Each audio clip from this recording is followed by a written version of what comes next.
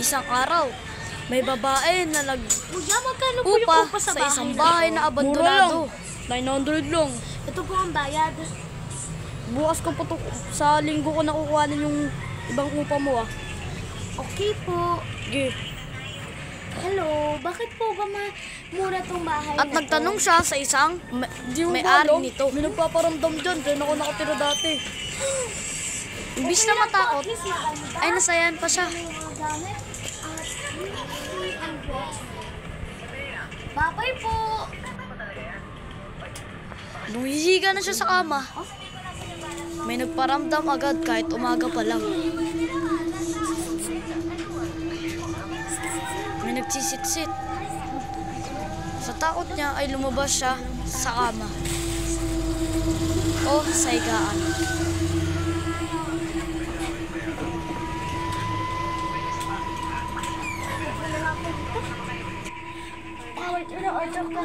Isip ko na dito na lang ako matutulog.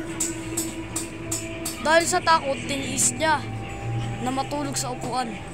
Pero dahil doon, may nagparamdam pa rin sa kanya. Ay, baka may daga lang.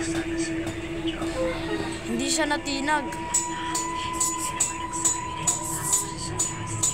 Sino ba yun?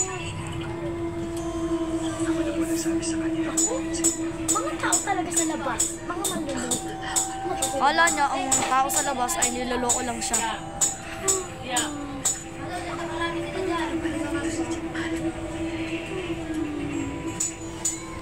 At di umano. Pamaya-maya, may nalaglag na mamam.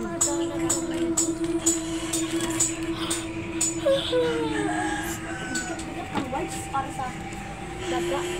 Sino yun? Ay, May naghihingi ng tulong. May humihingi ng tulong sa kanya.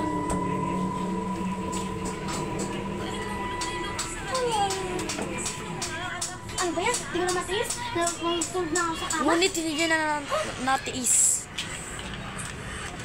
Kaya humiga na siya sa kama. Ngunit ang mga nakatira dito ay mas lalo pa naging agresibo. May tila naglalakad. May tumutunog na plastic.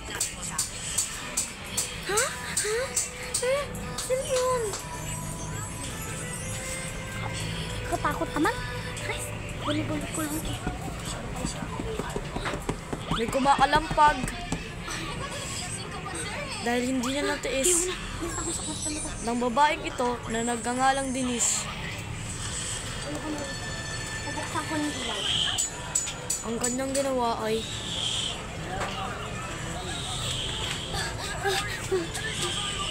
Natakot to. Tatawagan ko na si Jessica so parang sa tulong.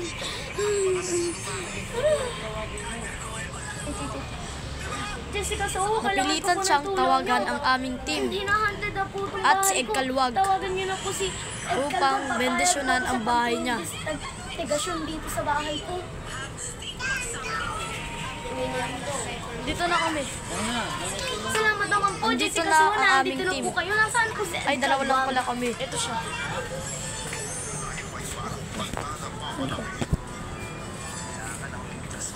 Salamat po sa pagdating, Jessica Soho.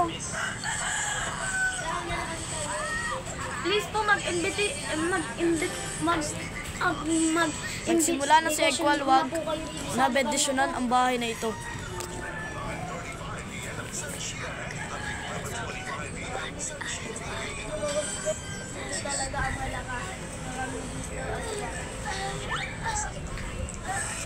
Pagtapos bendisyonan ni Ed Kalwag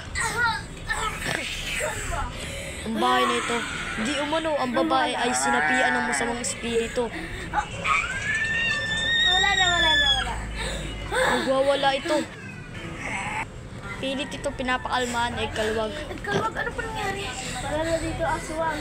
Sa kabutihang palad, napakalma niya ito. Salamat po talaga sa tulong nyo. Bye-bye po. The end. Nagpasalamat ang babae. At dito na nagtatapos.